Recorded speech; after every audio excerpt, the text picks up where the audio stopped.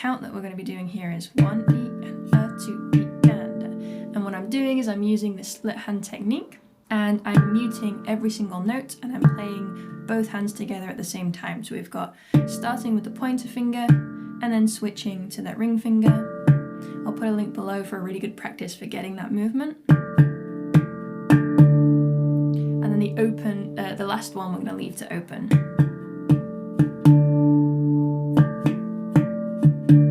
So if I show you what that looks like written down, we have got 1 E and a, 2 E and a, 3 E and a, 4 and a, 1 E and a, 2 E and a, 3 E and a, 4 E and a, 1 E and a, 2 E and a, da da 4 E and a, bum bum bum bum bum, 3 and a, split hand version, 1 E and a, 2 E and a, E and a, 4 E and a, 1 E and a, 2 E and a, E and a, 4 E and a. All right, so if I put this here, let's try that on the handpan. Ready, 1, 2, off we go. 1 E and a, 2 E and a, 3 and a, 4 E and a, 1 E and a, 2 E and a, 3 and now let's leave the last one open. 1 E and a, 2 E and a, 3 E and a, yeah, 1 E and a, 2 E and a. And we put that together with the groove.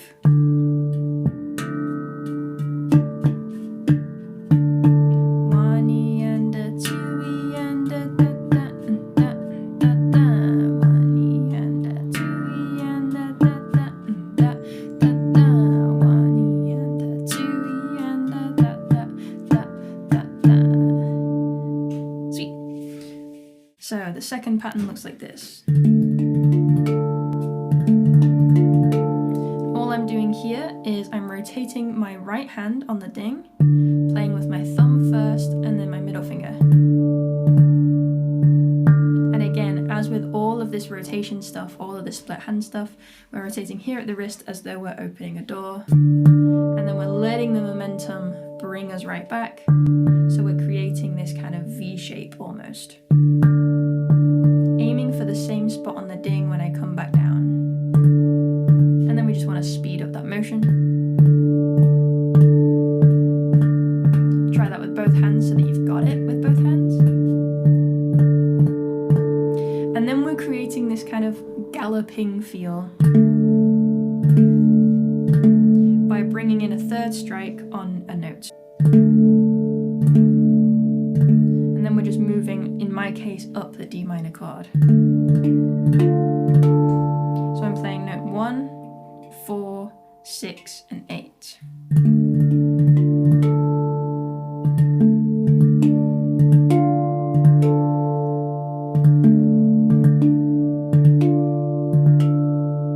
And then when we speed that up, digga-dum, digga-dum, digga-dum, digga-dum. In the context of the groove.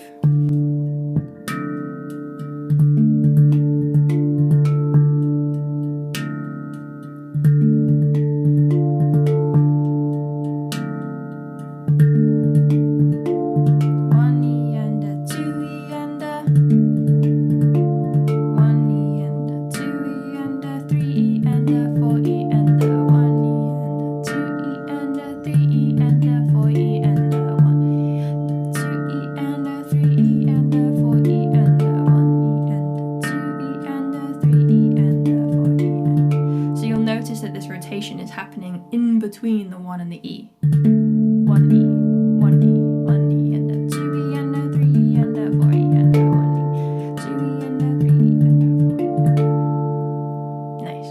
So let's move on to number 3. This one's really simple once you've got the hang of harmonics. So all I'm doing is I'm finding 2 different harmonics on a single note. And in order to achieve that, I'm imagining that there's a cross running through the tone field here. And I'm resting one finger just on the edge of the dimple right here at a kind of on one of the lines of the cross.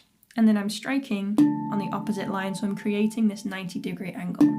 The finger that is resting is literally just resting, like there's no pressure. If I were to put pressure, it would start bending it, right? We don't want that. We're just letting it rest. And then when I find the other harmonic, I'm just simply moving to the other part of the cross and then striking on the other angle, on the other axis.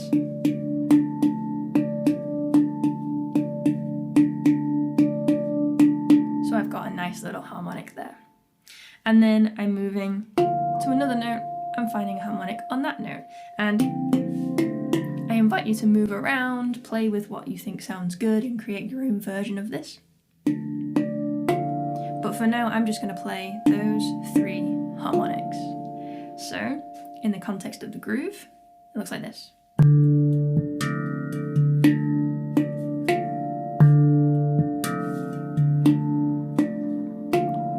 and a 2E and a 3E and a 4E and a 1E and a 2E and a 3E and a 4E and a daga daga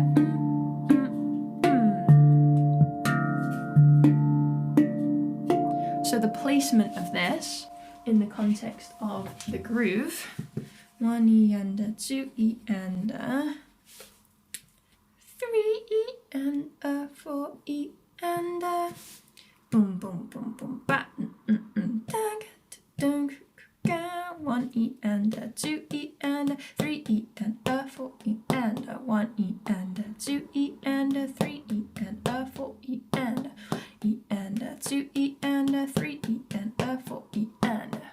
Right? So what you want to be doing is preparing for the strike before it happens. Make sure that you've got your finger already rested, ready for the other hand to do the strike, right? 2E and a 3E and a 4E and a 1E and a 2E and a 3E and a 4E and a. Nice. Okay, so the final one is a nice simple run down the scale, but we're moving in groups of 3. 1, 2, 3, 1, 2, 3, 1, 2, 3. 1, 2, 3, 1, 2, 3, 1, 2, 3. So I'm creating these little triangular shapes, if you like, on the way down. Yeah, so there's 9 strikes in total. 1, 2, 3, 4, 5, 6, 7, 8, 9. However, this 9th strike happens on beat 1 of the next repetition. So it's actually kind of 8 strikes, if you like, and then we're starting here. And that's what it's going to look like. So once we put those groups of 3 together, without leaving a gap, that's what it looks like. 3E and a 4E and a. Yeah, 3E and a 4E and a 1E and a 2E and a 3E and a 4E and a 1 and a 2E and a 3E and a 4E and a 1E, the 2E and a 3E and a 4E and a 1. And you'll notice as well, because I'm starting with my right hand, but the fill here starts with the left, so that I can get note number 8 here at the top, I'm playing a double strike. 1E and a 2E, right, right, left, right, left, right, left, right, left, right. 1E and a 2E and a daga dum daga dum daga dum. Up to speed.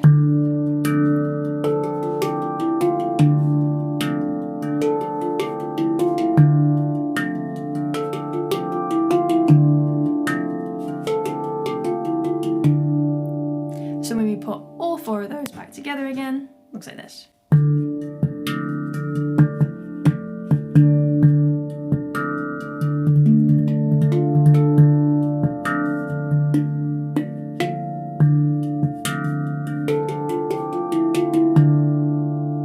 Obviously, in your own playing and improvisations, I don't recommend having a fill after every single half of a groove, because that would get boring very quickly.